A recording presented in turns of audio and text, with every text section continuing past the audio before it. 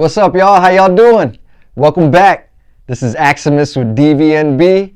I'm DVNB, and today's episode is 111. So let's do a recap from episode 110. So in that episode, I shared a story with you guys about how my dad got startled when he checked a customer in to the motel, and he had noticed that customer had a INS badge in his wallet, an immigration officer badge in his wallet. And the reason why he got startled was my mom wasn't legal yet in America. My brother or me were not legal yet in America. The only one that was legally in America was my father. So, what happened in that moment in our early life in Childress was, my dad had us all vacate the property early in the morning and just stake out the property until that officer either left or, whatever happened after that. But obviously, we're still here. That officer wasn't there to look for us or investigate us. He was just passing through. But that story is just to show the people that are watching this and then don't have any experience with those type of situations is, we just showing you that it's very unpredictable living a life of an immigrant, especially an illegal immigrant, for part of your life. And, when you pursue this American dream, sometimes you have to disregard the laws of the land to offer yourself a better life. And I think a lot of us in America can relate to that concept. If you're an immigrant or you were born and bred here, a lot of us had to bend laws and disregard certain laws in America to better our life within America. And, I'm sure that sounds criminal, but what it really is the tenacity of someone to pursue a happy life in this country. All right, so we're going to get to this new episode. So now you guys know how we got here, how we were living here, who helped us while we were in Childress, which is the Seal family. They're a very, very important part of our family history, starting out in Childress. So now it's around like spring 88, about to be summer 88. So I'm finishing kindergarten. And so now, we're real tight with the Seal family. I hang out with Delbert and Grace and Danny a lot, play basketball with them.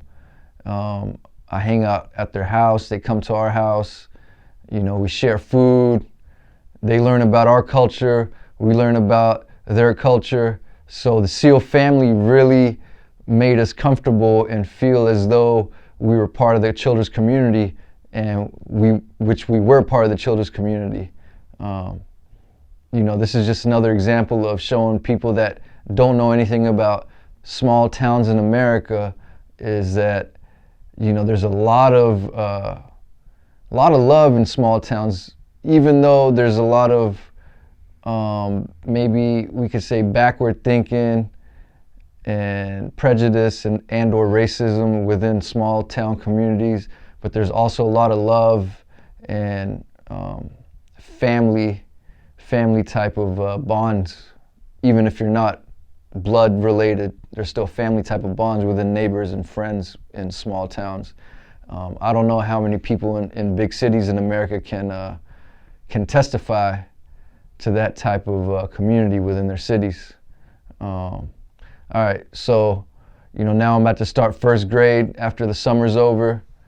So now I'm in first grade, and I remember one day my mom came to get me from school, like in the middle of the day, and she had notified my first grade teacher that I'm going to Canada for a little bit, and we'll be back. So the teacher's like, okay, that's fine. So now I go home with mom, and come to find out,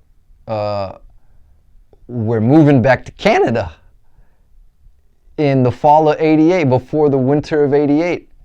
So the reason why we're moving back to Canada is, business at the motel is not doing good. We're not able to rent any rooms to customers because they're not coming to the property. Plus, the business was just slow within that town. A lot of people weren't traveling through that town at that point.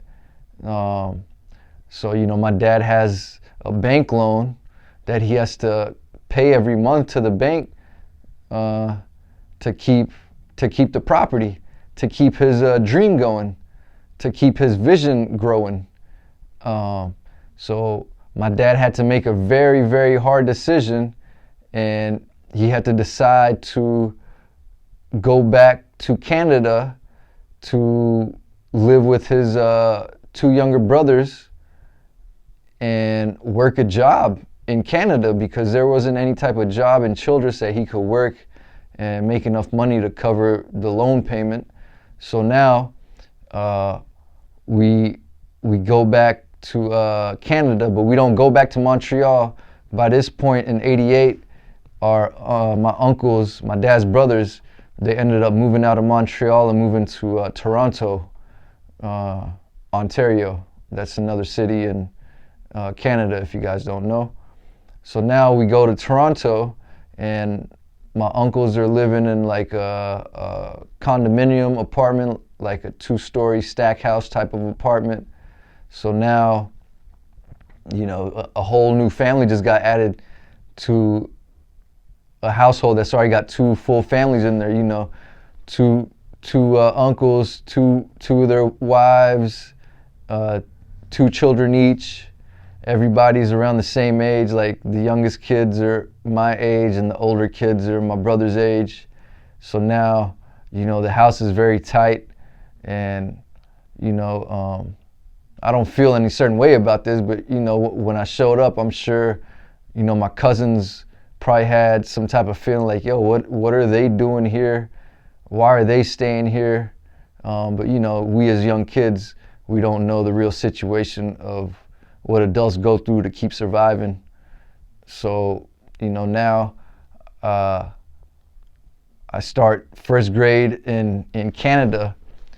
I think it was called Oakville Elementary School. I don't remember.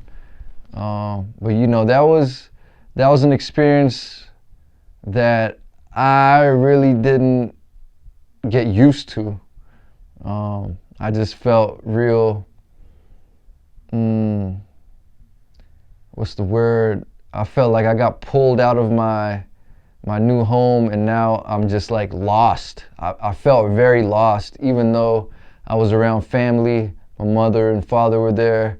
My brother was there. Then I had, cousins and everything. But, just going to that school and getting put into a new culture in Childress, and then getting pulled out that culture. And now I'm in a Canadian culture, which is, nothing wrong with Canadian culture, but it's just a different type of culture.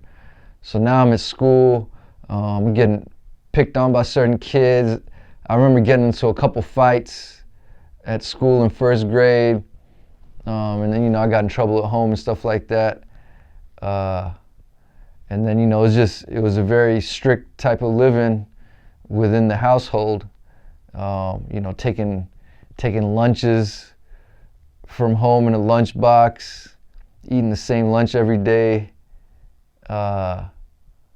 It was a tough experience for me. And then, so I pretty much finished first grade in Canada. But at the end of first grade, I really made a bond with my cousins, which is, it was actually a blessing for my dad's hardship of, not being able to cover the loan payments at that point in '88, to where, I got to live with my cousins, which are, they're my brothers. In my culture, in Indian culture, if they're your cousins, they're really just your brothers and sisters. There's no difference between cousins and brothers and sisters. We're all brothers and sisters at the end of the day. So I felt blessed after I finished first grade that I did get to spend time with my cousins, which are my brothers and sisters. So now we're going back to Childress after that, after first grade, because now my dad saved up enough money, and then he still had some more vision for his motel. So now we go back to Childress. But I'm going to end it here, and then I'm going to talk more about what happened to the motel while we were in Canada in '88. So we're going to end the episode now. And once again, this is AXUMUS with DVNB. I'm DVNB. Stay tuned for episode 112. And if you're watching this show, I really appreciate it. And if you want to, go ahead and subscribe to the channel. This is where the story gets very, very interesting and intriguing. You know, the first 10 episodes, it was just pretty much setting a foundation of, you know, how everything got started.